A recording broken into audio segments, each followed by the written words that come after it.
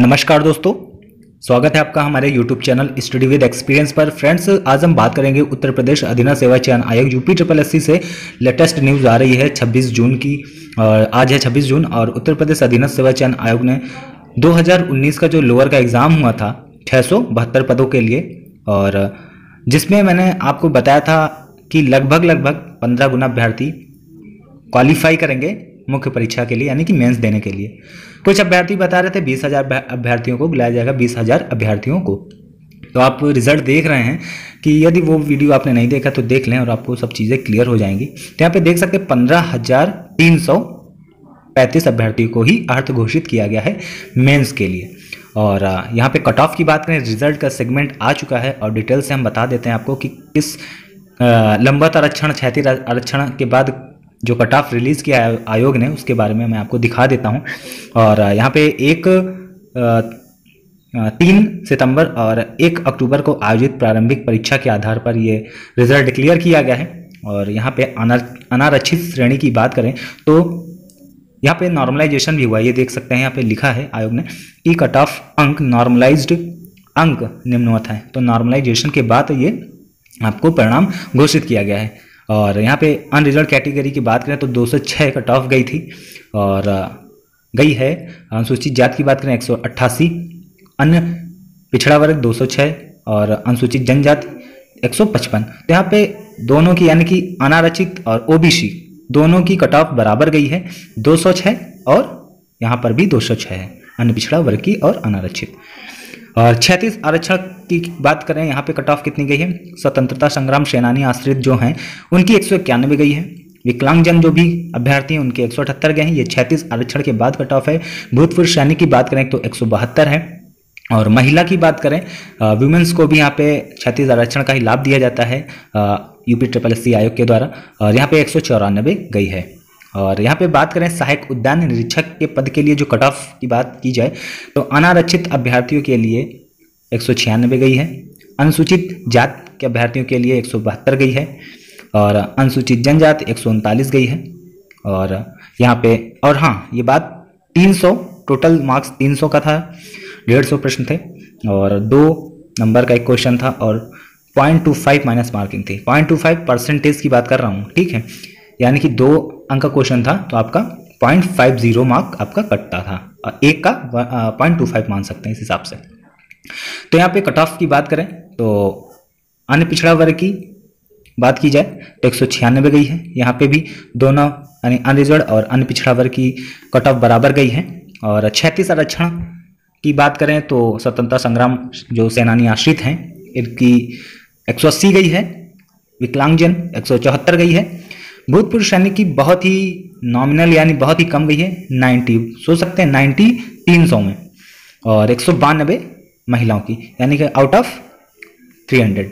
ठीक, तो इस देख सकते हैं। यहाँ पे नोट की बात की जाए तो आज 26 तारीख है और मैंने 20 जून को आपको क्लियर किया था कि रिजल्ट संभावित कब तक है, और बहुत ही जल्द आपको 2016 सेकेंड लोअर जो हुआ था उसका भी परिणाम देखने को मिल सकता है।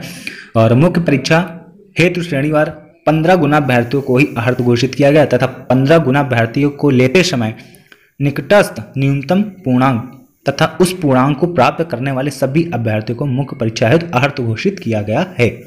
तो ये नोट है और आज की डेट है। आशुतोष मोहन अग्निहोत्री जी सचिव, उनके सिग्नेचर देख सकते हैं।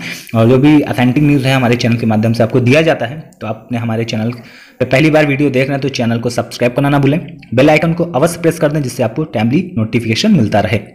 और आप हमारे टेलीग्राम चैनल को नहीं ज्वाइन किया है तो आप ज्वाइन कर सकते हैं, क्योंकि यहाँ पे आपको अभी 2-3 न्यूज़ और हैं, जल्दी ही आपको दे दी जाएंगी। और बेस्ट विशेज हैं उन सभी अभ्यर्थी को जिन्होंने प्रथम पाली यानी कि प्री क्वालिफाई कर लिया है। ठीक है, तो प्री क्वालिफाई करने के लिए मैंने जब इसका एग्ज़ाम हुआ था तो एक कट ऑफ बताई थी कि 205 मेरा एक्सपेक्टेड था और 206 गई है। तो उसका भी मैंने अपने डिस्क्रिप्शन बॉक्स में लिंक दे दिया है या आई बटन पे दे दी, यहाँ पे जाके आप देख सकते हैं कि मेरा कट ऑफ सटीक गया या नहीं गया। ठीक, तो जो चीज़ मैं बताता हूँ आप लोगों को, कट ऑफ भी है या जो सरकारी न्यूज़ से संबंधित जितने भी पद आते हैं यूपी से हो गया या उत्तर प्रदेश लोक सेवा आयोग से हो गया या उत्तर प्रदेश पुलिस भर्ती बोर्ड से हैं, जितने भी सरकारी विभाग हैं, यदि कोई न्यूज़ आती है अभ्यर्थियों से संबंधित तो यदि जेन्युइन होती है तभी मैं अपने चैनल के माध्यम से आप तक पहुंचाता हूं। और एक चीज़ मैं आपको और यहाँ पे बताना चाहता हूं कि जैसा कि वीडियो के बारे में मैंने आप सभी को यहाँ पे अपने चैनल के माध्यम से ग्राम पंचायत अधिकारी के बारे में आपको वीडियो बना के दिया है, क्योंकि वहाँ पे एसआईटी टीम हो गई है, गठित की गई है। तो देखिए, यदि कुछ अभ्यर्थी कह रहे हैं कि जिन अभ्यर्थियों ने क्वालिफाई किया है, जिनका डॉक्यूमेंट वेरिफिकेशन चल रहा है, तो उन अभ्यर्थियों का जिन्होंने मेहनत किया उनका तो होना चाहिए। मगर मैं आपको एक चीज़ और कहता हूँ यहाँ पर कि ये गलती केवल आयोग की है। यदि कोई चीज़ें हैं, कुछ चीज़ें हैं, तो एक्टिव मोड पे काम नहीं करता है आयोग, इसलिए उन अभ्यर्थियों के भी साथ धोखा होता है। कहते नहीं है कि गेहूं के साथ घुन पिसना। तो जो जेन्युइन हैं, दिल से तैयारी करते हैं, मेहनत करते हैं, उनको भी दिक्कत का सामना करना पड़ता है। तो क्योंकि ये जो एग्ज़ाम हुआ था उसके बाद ही हमारे द्वारा जो एप्लीकेशन दिया गया था, जो हमारे साथ थे बहुत ही अभ्यर्थी थे, तो सभी ने मिलके ये कार्रवाई लखनऊ में की थी। और किसी ने इंटेंसली उन अभ्यर्थियों के अगेंस्ट नहीं डाला है कि देखिए, यदि सही से होता तो ये रिजल्ट, ये परिणाम जो आया है ये नहीं होता, रिजल्ट और ही कुछ होते हैं। हो सकता है मेरिट कम जाती, या जिनका होना था उनका, जिनका नहीं हुआ उनका भी हो सकता था।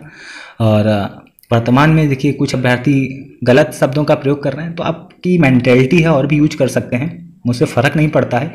बस मेरा मतलब और मेरा जो जेन्युइन, जो कि ऑथेंटिक चीज़ें हैं, वो आप तक देना है और सही जानकारी आप तक पहुंचाना है, और जो सही मुझसे हो सकता है वो करना है, ठीक। क्योंकि मैं गलत नहीं कर सकता हूं कि आपका सिलेक्शन नहीं हो रहा है तो मैं जिम्मेदार नहीं हूं, इसका जिम्मेदार आयोग है।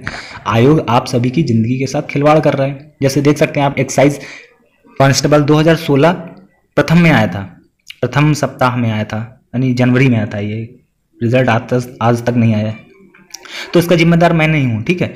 और लोअर सेकंड, यदि किसी चीज़ में करप्शन हुआ है, जैसे आरओ 2016 का, तो ये लालछन लगाने की आदत बहुत ही गंदी है। यदि आयोग इतना एक्टिव हो और चीज़ें सही से करे तो ये नौबती ना है 4-4, 5-5 साल जो भर्तियाँ फंसी हुई रहती हैं। तो बेसिक यही जानकारी देनी थी। जो परेशान है वो परेशान नहीं हो। यदि आपने मेहनत की, आप में एलिजिबिलिटी और योग्य हैं, तो दोबारा क्वालिफाई करेंगे। और हो सकता है निर्णय कुछ भी आ सकता है, आपके पक्ष में ही आ सकता है। तो पेशेंस रखें और ईश्वर पे विश्वास रखें, अपने पे विश्वास रखें, सब कुछ अच्छा होगा। Thank you. जय हिंद।